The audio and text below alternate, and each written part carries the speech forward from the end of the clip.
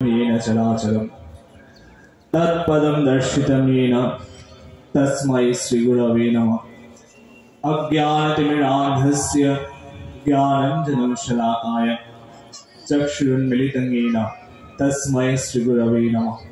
श्रीगुरुर्ब्रह्मा गुरुर्विष्णु गुरुर्देवो महेश्वरः गुरुर्साक्षात् परब्रह्म तस्मै श्रीगुरवे नमः।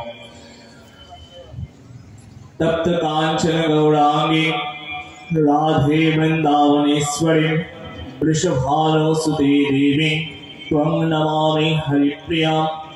नवीनां हेम गौरांगी पूर्णानंदवतीं सतीं वृषभानुसुते देवी वंदे राधां जगत्प्रसूं। बर्हापिराभिरामं मृदमदतिलकं कुण्डलाक्रान्तगण्डं कञ्जाक्षं कम्बुकण्ठं स्मितमुखी साधरेणस्तवेनु। श्यामं शान्तं त्रिभङ्गं रविकरवशनं भूषितं वैजयन्ता वन्दे वृन्दावनस्थं युवतिशतवृतं ब्रह्मगोपालवेशम्। आनन्दलीलामय विग्रहाय महादिव्यच्छविसुन्दराय तस्मै महाप्रेमरसप्रदाय श्रीचैतन्यचन्द्राय नमो नमः। जस्वैव पदाम्बुजभक्तिलभ्रतिमाभिधानपरमकुमर्थः तस्मै जगन्मङ्गलाय श्रीचैतन्यचन्द्राय नमो नमः।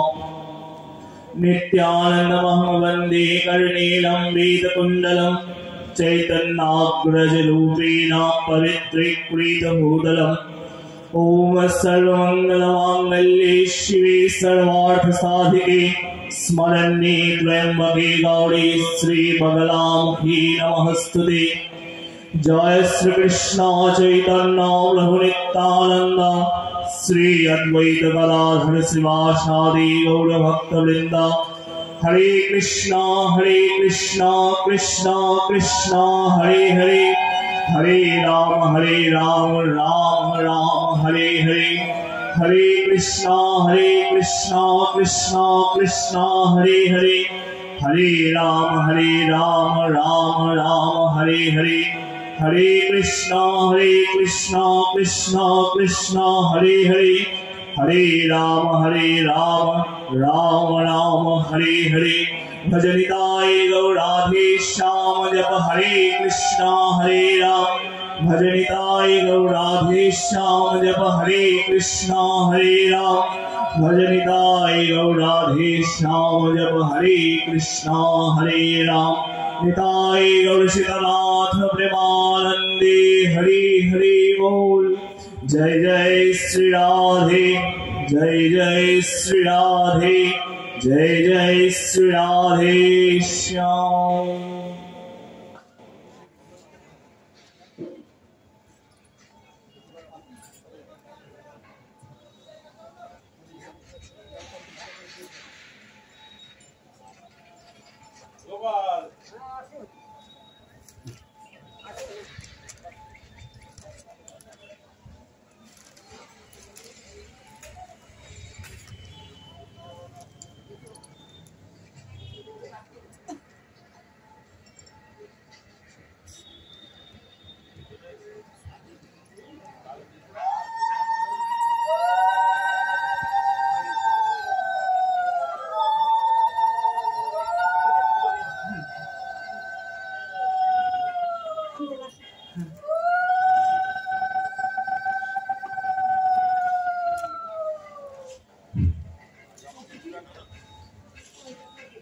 আমরা গতদিন আলোচনা প্রসঙ্গে এগিয়েছিলাম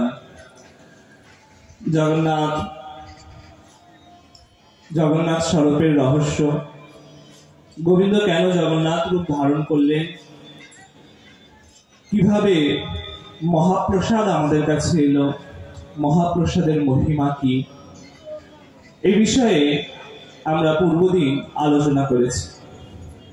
আজ আমরা আলোচনার প্রসঙ্গে এগোবো অবতার কয় প্রকারের হয়, অবতার কেন হয়, অবতার নেওয়ার প্রয়োজন কি ভগবানের।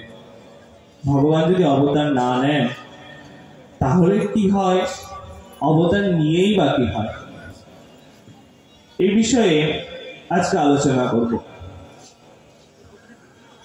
অবতার কয় প্রকার? অবতার হয় 6 প্রকার।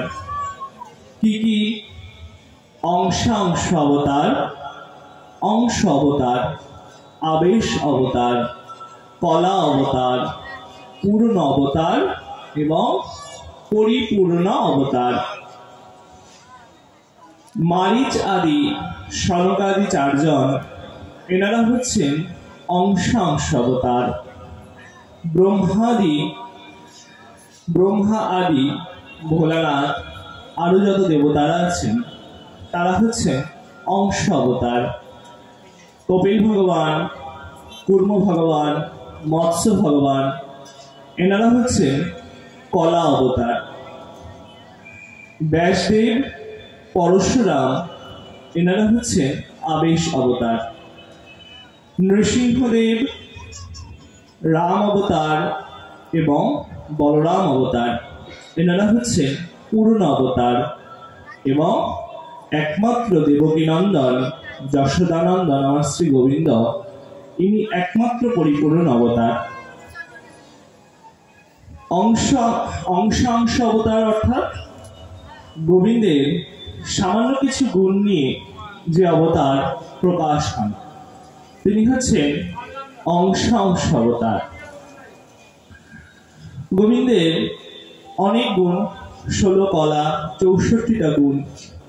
64 গুণের মধ্যে আরো কিছু গুণ নিয়ে যারা আবির্ভূত হন, ব্রহ্মা আদি দেবতারা, তারা হচ্ছেন অংশাংশ অবতার।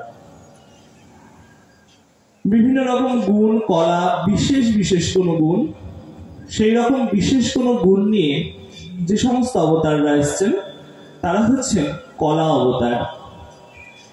গোবিন্দের মনে ভালোবাসা, ভাব, করুণা, এই সমস্ত আবেশগুলো আধার করে যে অবতার হয়েছেন তাদের নাম আবেশ অবতার। গোবিন্দ যখন নিজে এসে নিজের সমস্ত নিজের শক্তি অর্থাৎ দেবীদেরকে যখন সাথে করে নিয়ে এসছেন, যেমন নৃসিংহ অবতারে মা লক্ষ্মীকে সাথে নিয়ে এসছেন। আজকে নৃসিংহ দ্বাদশী, তাই নৃসিংহ দ্বাদশীতে চেষ্টা করব ভগবান নৃসিংহদেবকে নিয়ে কিছুটা আলোচনা করার। নৃসিংহদেব যখন এসেছিলেন তখন মা লক্ষ্মীকে সাথে করে নিয়ে এসেছিলেন। যখন মর্যাদা পুরুষোত্তম ভগবান শ্রী রামচন্দ্র এসেছিলেন তখন তিনি তার শক্তি মা সীতা, মা জানকীকে নিয়ে এসেছিলেন। বলরামের শক্তিকে দেবী রেবতী, বলরামের স্ত্রীর নাম দেবী রেবতী। বলরাম যখন এলেন তখন তিনি রেবতীকে সাথে করে এনেছিলেন। এনারা হচ্ছেন পূর্ণ অবতার। গোবিন্দের অনেক গুণ, অনেক কলা, তার মধ্যে কিছু কিছু নিয়ে তিনি অবতীর্ণ হয়েছেন এবং গোবিন্দের 64টা গুণ নিয়ে একমাত্র গোবিন্দ স্বরূপে গোবিন্দ আবির্ভূত হয়েছেন। আর কোন অবতারের মধ্যেই 64টা গুণ পাওয়া যায় না।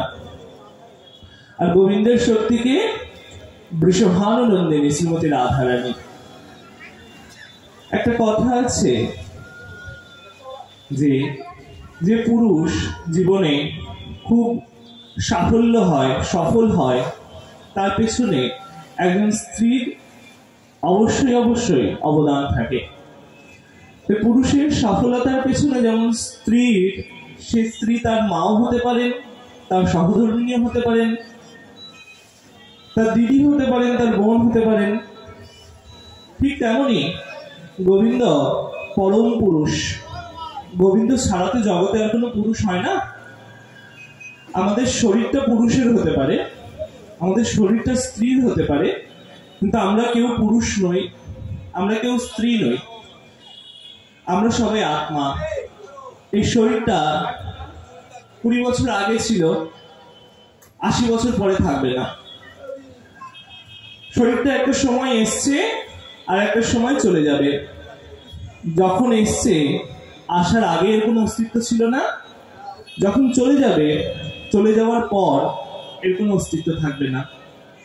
তাই জন্যে শরীরটা ধরার মধ্যেই পড়ে না। তাই পরম পুরুষ গোবিন্দ যখন এলো, তার সাথে করে নিয়ে এলো কাকে? সাথে করে নিয়ে এলো বৃষভানু রাজার কন্যা শ্রীমতী রাধারানীকে। রাধারানীকে আনার কারণ কি? জগৎবাসীকে শিক্ষা দেওয়া নারীকে কেমন ভাবে সম্মান করতে হয়। রামচন্দ্র জানকী মা সীতাকে কেন নিয়ে এসেছিলেন? একই কারণ, জগৎবাসীকে শিক্ষা দেওয়ার জন্য নারীদের প্রতি পুরুষের ব্যবহার কেমন হওয়া উচিত। নারী যে নারী শুধু নারী নয়, যে নারী তোমার মা, যে নারী শুধু ভোগ্য বস্তু নয়, পূজনীয়াও বটে। মাকে আমরা পূজা করি তো, আমরা দুর্গা পূজার সময় মায়ের পূজা করি, দেবীর প্রতিমায় পূজা করি, কিন্তু বাড়িতে মায়েদের সঙ্গে সেই রকম ব্যবহার করি কি? ভাবতে হবে। তাই জন্যে যখন নিজের শক্তির সাথে পরম ভগবান পরমেশ্বর প্রকটিত হন, তখন তিনি হন পরিপূর্ণ অবতার। আর এই পরিপূর্ণ অবতারকে আমার শ্রী নন্দনন্দন গোবিন্দ। তাহলে প্রথম অবতার, 24 জন অবতারের মধ্যে প্রথম অবতার মৎস্য অবতার। 24 জনের মধ্যে 10 জন প্রধান। সেই 10 জন কে কে? মৎস্য অবতার, কূর্ম অবতার, নরসিংহ অবতার, বামন অবতার, পরশুরাম অবতার, রঘুপতি রামচন্দ্র অবতার, বলরাম অবতার, কৃষ্ণ অবতার, বুদ্ধ অবতার এবং অবশেষ শেষ অবতার কল্কি অবতার। যে কল্কি ভগবান কলিযুগের শেষ এবং সত্যযুগের শুরু, এই সন্ধিক্ষণে আমাদের মাঝে এসে উপস্থিত হবেন, আমাদেরকে ধরা দেবেন। তার আগে কল্কি ভগবান আসবেন না। এখনো এই অবতারটি হয়নি। এখনো এই অবতার ধরাধামে অবতীর্ণ হননি। তাছাড়া সর্বমোট 23 জন অবতার ধরাধামে এসছেন। এবার অবতার কেন নেন ভগবান? অবতার নেন জগতের কল্যাণে, জগৎবাসীর কল্যাণার্থে ভগবান অবতীর্ণ হন নানান রূপে। যখন যে রূপটা দরকার হয় সেই রূপে। মৎস্য রূপ কেন ধারণ করলেন? মৎস্য অবতার কেন হলেন তিনি? একসময় এই মহা সৃষ্টিতে, মহাজগতে মহাপ্রলয়ের একটা আশঙ্কা হয়েছিল। যে প্রলয় একবার যদি জীবজগতে এসে উপস্থিত হয়, তার ঝঙ্কারে সমস্ত জীবকুল রসাতলে চলে যাবে। ভগবান ভেবে দেখলেন যে এই জীবকুলকে যদি রক্ষা না করি, তাহলে জীবকুল এগোবে না, সৃষ্টি এগোবে না। তাই জন্যে এই জীবকুলকে রক্ষা করা একান্ত কর্তব্য। তাই তিনি কি করলেন? একদিন নদীতে তিনি একটা ছোট্ট মাছের আকৃতি ধরে অবস্থান করলেন। কি মাছ? শাস্ত্র বলছে ভগবান এই সময় সফরি মাছের রূপে অবস্থান করছেন। সফরি মাছ কোনটা? সহজ বাংলায় যাকে আমরা পুঁটি মাছ বলেছি, সেই পুঁটি মাছের মতন ছোট্ট একটা মাছ রূপে ভগবান অবস্থান করছে নদীতে। এমন সময় নদীতে স্নান করতে এসছেন মনু মহারাজ। এই মনু মহারাজ হচ্ছেন ব্রহ্মার অবতার, মনু এবং শতরূপা। ব্রহ্মাকে যখন গোবিন্দ জগৎ সৃষ্টির নির্দেশ দিল যে যাও তুমি গিয়ে জগৎ সৃষ্টি করো।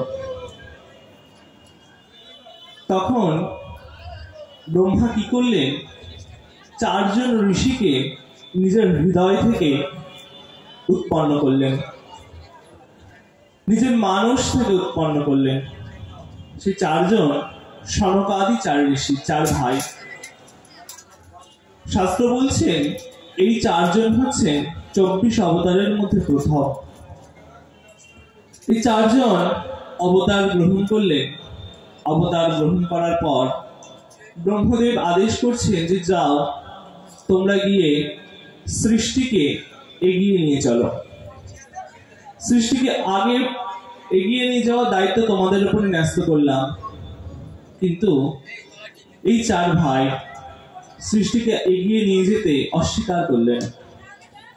তারা বলছেন যে পিতা, সৃষ্টি যে এগিয়ে নিয়ে যাব, আমাদের সে ইচ্ছা নাই, আমরা সৃষ্টিকে এগিয়ে নিয়ে যাব না, আমাদের ক্ষমা করবেন। ব্রহ্মদেব প্রচন্ড ক্রুদ্ধ হয়ে গেলেন। ক্রুদ্ধ হয়ে যাওয়ার পর তিনি কি করলেন, এই 4 জনকে অভিসম্পাত করলেন।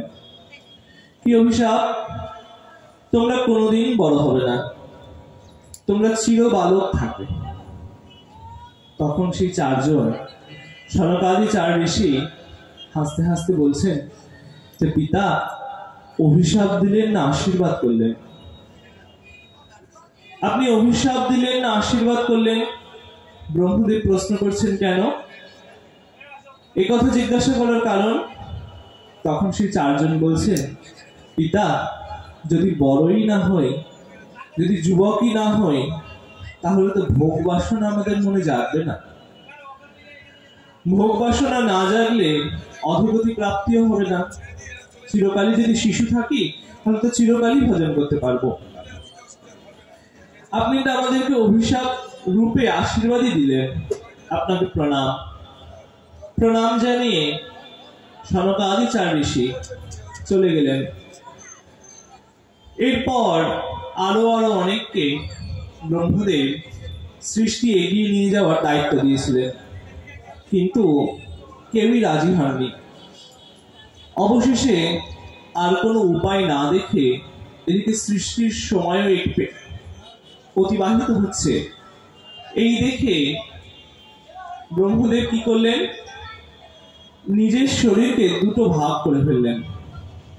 2 ভাগের মধ্যে একটা স্ত্রী, একটা পুরুষ। স্ত্রীর নাম মনু মহারাজ, আর নারীর নাম, স্ত্রী স্বরূপের নাম শতরূপা।